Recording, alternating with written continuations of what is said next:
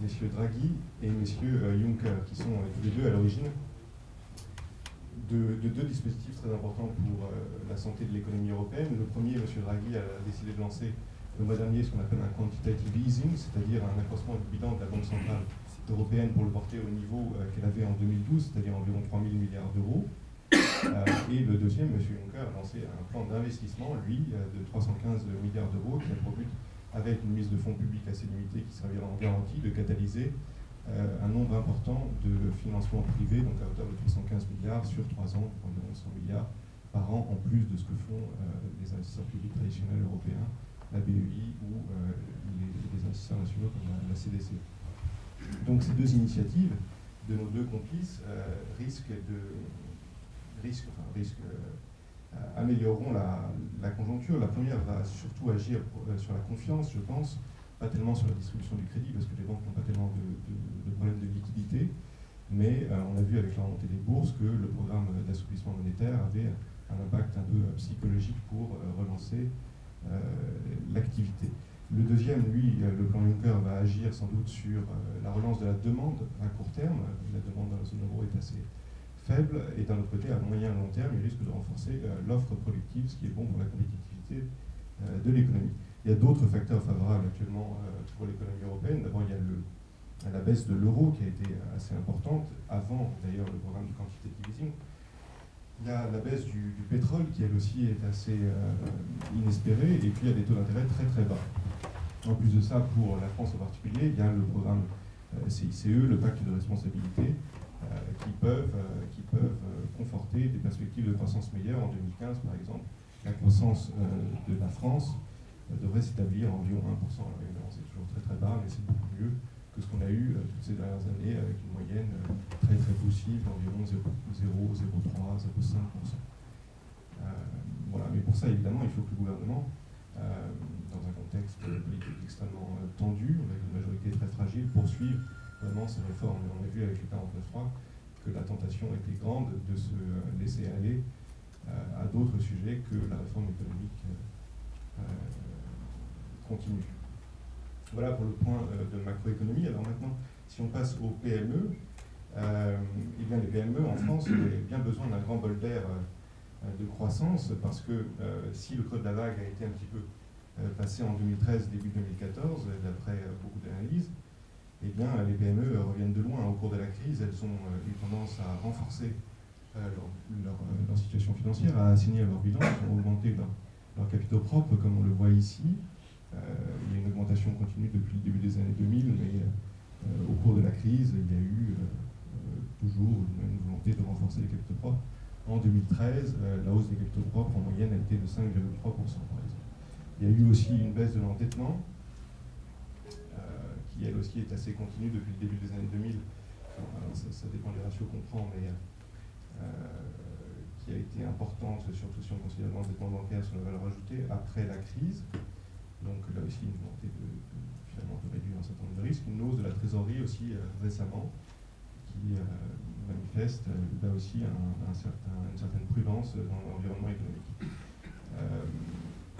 La situation est aussi fragile parce qu'il y a toujours une pression sur les marges des PME. On considère que le creux de la vague sur les marges a été atteint en 2012, mais la progression a été très faible en 2013 et en 2014, malgré le CICE. Donc il y a eu aussi une baisse de la rentabilité qui a suivi cette baisse des marges, bien entendu.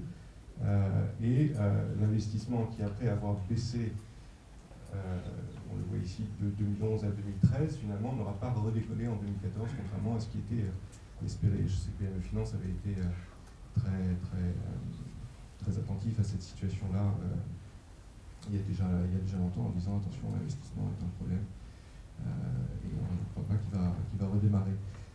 Donc on a vu une forte chute depuis 2011 jusqu'à 2013, pas de reprise en 2014, et aussi un certain attentisme des dirigeants des PME, puisque d'après l'Observatoire de la BPCE, qui nourrit aussi nos analyses à PME Finance, les dirigeants de PME en croissance, et non pas ceux qui stagnent, sont seulement 61% à considérer que la relance de l'investissement est une priorité, par exemple. Donc on voit bien que l'investissement n'est pas une chose prioritaire pour les dirigeants des PME. C'est surtout des contraintes de compétitivité et l'élargissement de leur marché qui leur paraissent plus importants. Alors, peut-être sur une note moins optimiste que celle de Guillaume, le climat des affaires de l'INSEE, vous avez peut-être vu dans la presse hier ou avant-hier, est assez stable, puisque pour le 4e mois d'affilée, le moral des entrepreneurs finalement est resté constant et il s'établit à 94 points, c'est-à-dire en dessous d'une moyenne de long terme de 100. Donc on voit bien que les PME sont encore assez prudentes et demandent plus de visibilité, sans doute au niveau de la politique macroéconomique elle-même, puisqu'on voit bien que celle-ci est fragilisée. Alors, après avoir terminé ce petit point sur la situation microéconomique, j'en reviens à nos deux compères pour essayer de voir comment, surtout celui de gauche, M. Draghi, peut essayer de relancer la désintermédiation plus au service des PME que des ETI. Alors la désintermédiation d'abord au niveau macroéconomique, vous savez que c'est quelque chose qui s'est développé en 2008 et en 2011, en 2 temps donc, en 2008 parce que le financement de marché a pris le relais du financement bancaire qui était tout à fait gelé.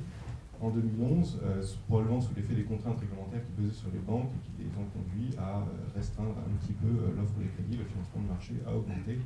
Par exemple, le financement de l'économie française en 2014 par le marché s'établissait à environ 35% d'après Standard & Poor's. Donc on voit bien que c'est devenu un phénomène important, si important d'ailleurs que les pouvoirs publics ont décidé de le soutenir par différents dispositifs. Alors il y a eu la charte EuroPP par exemple en mars 2014, bien sûr, les décrets sur les fonds de prêt à l'économie en 2013, en fin 2014, il y a eu une amélioration du cadre réglementaire du crowdfunding. Il y a eu dans le cadre de la loi Macron aussi un petit peu le crédit interentreprise qui est poussé, qui a été adopté. Il y a actuellement une discussion sur le fonds de Novi, dans la foulée des fonds de Novo et Nova. Et ces différents petits marchés, finalement, commencent à grandir. Si on considère le placement privé en 2014, c'était environ 4 milliards d'euros en France. La bourse, en particulier en secondaire, Internext, a fait plutôt une bonne année avec 8 milliards, dont 5 milliards d'actions, environ 3 milliards d'obligations. Les fonds de prêt à l'économie, d'après certaines sources, 50 fonds de prêt auraient investi en 2014 environ 8 milliards d'euros, ce qui commence à être intéressant. Et la BPI ou la CDC, je ne me souviens plus, a fait un fonds de titrisation. Toutes ces initiatives concernent plutôt les ETI et les grosses PME, mais la désintermédiation commence à toucher aussi les PME. On le voit sur ce graphique, avec la montée de l'endettement obligataire qui a été importante après la crise. Vous voyez par exemple en 2012, l'augmentation de l'endettement en obligation a été de 14,8%, je crois, alors que l'endettement bancaire, lui, a vivoté autour de 0, voire quelquefois en négatif en 2009. Et évidemment, l'endettement bancaire est toujours beaucoup plus important que l'endettement obligataire. Vous voyez ici 112 883 opposé à 3800. 3008, c'est ça. Question ? Oui. Ce qui serait bon dans vos chiffres, c'est de préciser entre PME et ETI, sur lesquels, là, on se mélange gaiement. Parce que quand vous parlez de 35% d'intermédiation, ça tient compte des ETI qui, à mon avis, représentent 90 ou 95% de cette désintermédiation. Oui. Oui, c'est vrai, oui. Vous avez tout à fait raison, mais les chiffres sont un peu bruts et pour les PME, c'est vrai que c'est difficile de voir comment... La désintermédiation, c'est très bien pour les grosses ETI, mais je pense, et c'est un peu pour ça que je parle, que c'est quelque part un leurre, sauf le crowdfunding. À ce moment-là, on attaque une autre tranche pour véritablement les PME et les TPE. Je ne suis pas banquier. À tout péché, miséricorde. Jean. Tu me permets de voler à ton secours 2 secondes là. Il y a 2 problèmes dans ce à quoi vous faites référence. Le premier est d'ordre économétrique. C'est-à-dire que la seule source constante de chiffres PME et parfois ETI, mais c'est moins constant, c'est la Banque de France. Le reste, c'est du doigt mouillé. Maintenant, je crois que sur ton slide suivant, Olivier, tu as une partie de la réponse à la question. Voilà. C'est là que Olivier en venait. C'est-à-dire que vous avez cette segmentation par taille d'entreprise, où le taux d'intermédiation des grandes entreprises, au sens communautaire du terme, hein, plus de 2,5 milliards de surface de bilan, est de 34%.